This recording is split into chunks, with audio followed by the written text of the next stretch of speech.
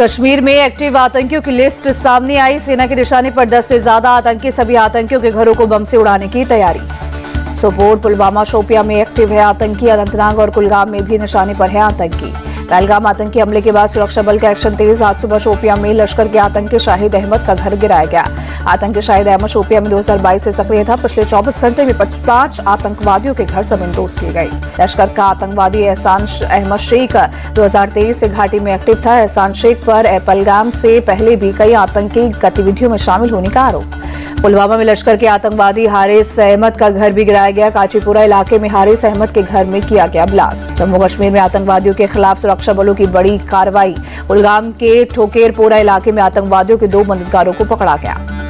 Overground workers के पास से मिले हथियार। सुरक्षा बलों ने 2 पिस्तौल, मैगजीन और कई राउंड गोलियां जब्त की। जम्मू कश्मीर की गांदरबल पुलिस ने एक संदिग्ध को किया गिरफ्तार। एक महिला ने धर्म पूछने का आरोप लगाया था। अयाज अहमद के तौर पर हुई संदिग्ध की पहचान। जम्मू कश्मीर के कई जिलों में पुलिस और सीआरपीएफ का door to door search operation. आतंकियों की मदद कर रहे ग्राउंड वर्कर्स की हो रही पहचान। पहलगाम हमले के बाद जम्मू कश्मीर में सुरक्षा सख्त। राजौरी में सुरक्षा बलों ने नाकाबंदी कर गाड़ियों की चेकिंग की।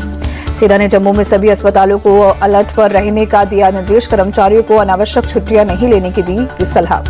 पंजाब के अजनाला में भारत पाकिस्तान बॉर्डर पर हथियारों का बड़ा जखीरा मिला। बीएसएफ और पुलिस के ज्वाइंट ऑपरेशन में हैंड ग्रेनेड, पिस्तौल, मैगजीन और आरडीएक्स बरामद। अहमदाबाद में अवैध रूप से रह रहे विदेशी प्रवासियों के खिलाफ एक्शन। क्राइम ब्रांच कई जगहों पर चलाया तलाशी अभियान। 400 से ज्यादा संदिग्ध प्रवासियों को हिरासत में लिया। सूरत में बांग्लादेशी घुसपैठियों के खिलाफ पुलिस का बड़ा एक्शन। 100 से ज्यादा अवैध घुसपैठियों को गिरफ्तार किया। महिलाएं और बच्चे भी शामिल। एलओसी पर पाकिस्तानी सेना की ओर से फायरिंग। भारतीय सेना भी जवाबी फायरिंग कर मुंहतोड़ जवाब दिया।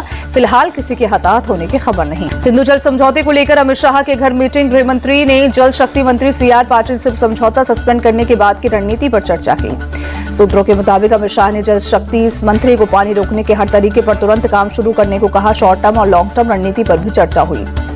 अमित शाह से मुलाकात के बाद जल शक्ति मंत्री सीआर पाटिल बोले, पाकिस्तान में सिंधु का एक बूंद भी पानी नहीं जाएगा। पाकिस्तान में जल्द इसका असर दिखेगा।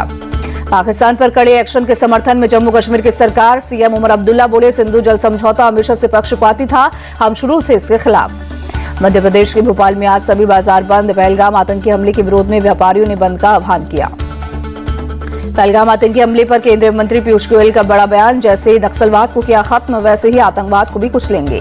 पहलगाम आतंकी हमले पर बोले केंद्रीय मंत्री ज्योतिरादित्य सिंधिया, जिन लोगों ने भारत की आत्मा पर आक्रमण करने की कोशिश की है वो भूल गए हैं कि ये भारत माता है।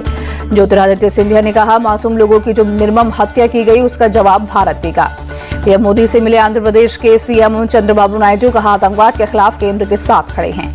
पहलगाम आतंकी हमले के खिलाफ तेलंगाना के सीएम रेवंत रेड्डी ने पीएम मोदी का किया समर्थन। कहा, पाकिस्तान को 2 टुकड़ों में बांटे, पीएको को भारत में मिलाएं। हैदराबाद में एक सभा के दौरान सीएम रेवंत रेड्डी ने पीएम मोदी से पाकिस्तान के खिलाफ सख्त कदम उठाने की अपील की। कहा, यह समय समझौते का नहीं बल्कि आतंकवादियों को मुंहतोड़ जवाब देने का है। सीएम रेवंत रेड्डी ने इंदिरा गांधी का जिक्र करते हुए कहा, प्रधानमंत्री आप दुर्गा माता के भक्त हैं। दुर्गा माता को याद करके अगर पाकिस्तान पर हमला करना है तो आप करें हमला। 140 करोड़ भारतीय आपके साथ है।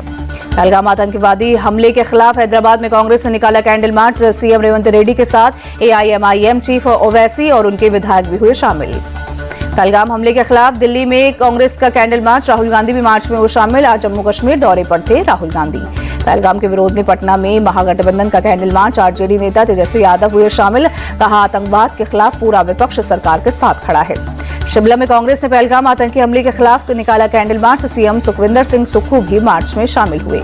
लखनऊ में पहलगाम आतंकी हमले के खिलाफ सड़कों पर उतरे समाजवादी पार्टी के नेता मोमबत्ती जलाकर किया विरोध प्रदर्शन। पहलगाम हमले को लेकर पूरी दुनिया भारत के साथ। ब्रिटेन के प्रधानमंत्री केयर स्टारमर ने पीएम मोदी से फोन पर बात की। कहा, दुख की इस घड़ी में ब्रिटेन भारत के साथ। अमेरिकी राष्ट्रपति डोनाल्ड ट्रंप ने पहलगाम आतंकवादी हमले की निंदा की। कहा, भारत पाकिस्तान के बीच हमेशा तनाव रहा है, उम्मीद है कि वो उसे सुलझा लेंगे। अमेरिकी नेशनल इंटेलिजेंस के डायरेक्टर तुलसी गबार्ड ने पहलगाम हमले की निंदा की। ट्वीट कर लिखा, इस्लामी आतंकवादी हमले में हम भारत के साथ, दोषियों को पकड़ने में अमेरिका करेगा मदद।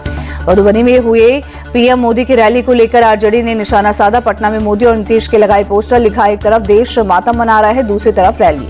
असम में होने वाले पंचायत चुनाव के लिए बीजेपी ने संकल्प पत्र जारी किया। 2 और 7 मई को पंचायत चुनाव के लिए डाले जाएंगे वोट। जयपुर में हवा महल के विधायक बालमुकुंद आचार्य के खिलाफ एफआईआर दर्ज। जामा मस्जिद के बाहर विवादित पोस्टर लगाने और नारेबाजी का आरोप। महाराष्ट्र के रत्नागिरी में हिंदू धर्म सभा का आयोजन। बीजेपी नेता नीतीश राणे बोले, हिंदू सिर्फ हिंदुओं की दुकानों से ही सामान खरीदे, मुसलमानों की दुकानों से सामान खरीदना बंद करें। नीतीश राणे बोले, अगर वो हमारा धर्म पूछकर गोली मारेंगे तो आप भी धर्म पूछकर ही सामान खरीदो। ये अपने परिवार के सगे नहीं हुए तो हमारे क्या होंगे। दिल्ली के शालीमार बाग इलाके में पहुंचे सीएम रेखा गुप्ता विभिन्न परियोजनाओं और विकास कार्यों का निरीक्षण किया। बीजेपी अध्यक्ष और केंद्रीय मंत्री जेपी नड्डा पुणे दौरे पर श्रीमंत दगडूशेठ हलवाई गणपति मंदिर पहुंचे, पूजा अर्चना कर भगवान गणेश का आशीर्वाद लिया। दिल्ली के सरोजनी नगर मार्केट में चलाया गया डीप वेट क्लीनिंग अभियान, साफ सफाई का दिया गया संदेश। अभियान में शामिल हुए एनडीएमसी के उपाध्यक्ष कुलजीत सिंह चहल सफाई के माध्यम से लोगों को किया जागरूक। दिल्ली में बढ़ती गर्मी को लेकर स्कूलों के लिए नई गाइडलाइंस जारी, सभी आउटडोर गतिविधियों पर रोक। देहरादून में अतिक्रमण के खिलाफ प्रशासन की कार्रवाई, सरकारी जमीनों पर बनी अवैध मजारों पर नगर निगम का चला बुलडोजर। नशे को लेकर एक्शन में पंजाब पुलिस, अमृतसर में स्पेशल डीजीपी के नेतृत्व में चलाया गया अभियान। कहा, अब तक 43 किलो हेरोइन और 2 किलो अफीम पकड़ी गई। तमिलनाडु के त्रिची में श्रीरंगम मंदिर में चिथिराई कार महोत्सव, बड़ी संख्या में शामिल हुए श्रद्धालु। भारतीय विदेशी मुद्रा भंडार में 8 अरब 31 करोड़ डॉलर की बढ़त दर्ज। 18 अप्रैल को खत्म हुए सप्ताह में 686 अरब 14 करोड़ डॉलर पर पहुंचा मुद्रा भंडार। वित्त वर्ष 2024 और 25 के लिए डायरेक्ट टैक्स कलेक्शन में 13.57% की बढ़त, 22,26,000 करोड़ का हुआ कलेक्शन।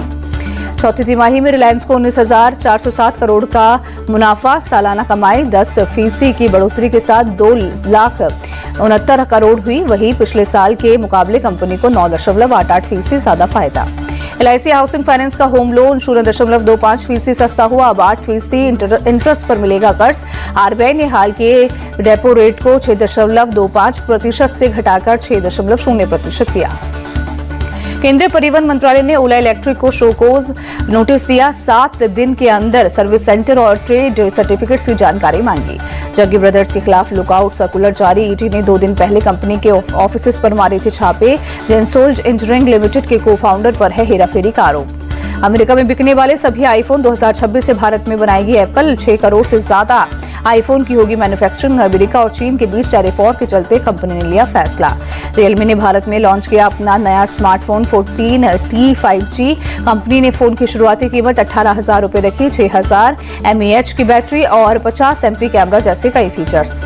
चौथी तिमाही में मारुति सुजुकी की कमाई बढ़ी, फाइनेंशियल ईयर 2024 के मुकाबले 7.5% बढ़ा मुनाफा। IPL में आज KKR और PBKS का मुकाबला ईडन गार्डन में शाम 7:30 बजे से होगा मैच।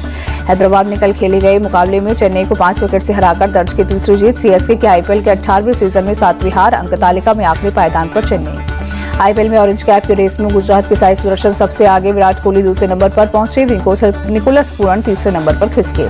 पर्पल कैप की रेस में 16 विकेट लेकर गुजरात के प्रसिद्ध कृष्णा टॉप पर काबिज। जोश हेजलवुड 16 विकेट लेकर दे रहे हैं कड़ी टक्कर। नूर अहमद 14 विकेट के साथ तीसरे नंबर पर पहुंचे। दिल्ली में शुरू हुआ एशियन योगासन स्पोर्ट चैंपियनशिप का दूसरा सीजन। 20 से ज्यादा एशियाई देशों के योग साधक योग साधना के लिए पहुंचे। 27 अप्रैल तक चलेगा आयोजन।